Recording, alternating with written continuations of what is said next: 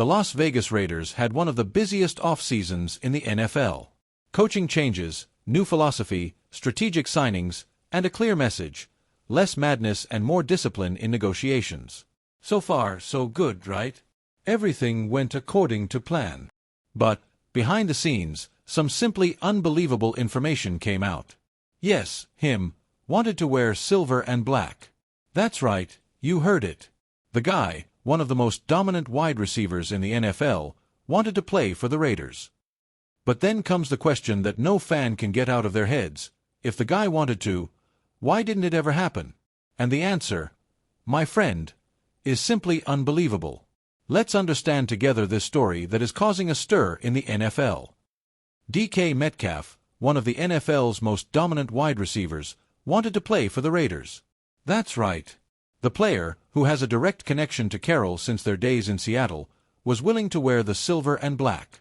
But then the burning question arises: if the player wanted it, why didn't it ever happen?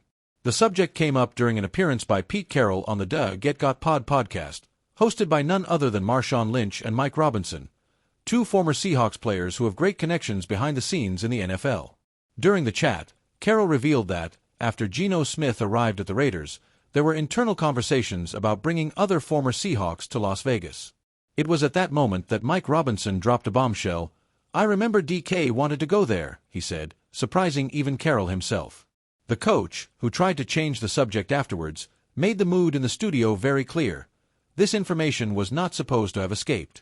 The comment quickly went viral among journalists and insiders NFL. After all, it makes perfect sense.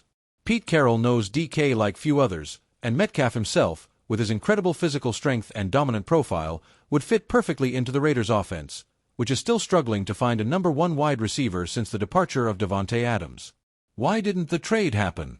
The answer seems to be the value of the operation. Metcalf ended up being traded to the Pittsburgh Steelers for an impressive $132 million, and the reading within the Raiders board was clear. After having already paid a lot to acquire Geno Smith, spending another fortune on DK was outside the financial plans outlined by John Spytek. In the end, what was left was the frustration of an opportunity that seemed perfect, but remained just a wish.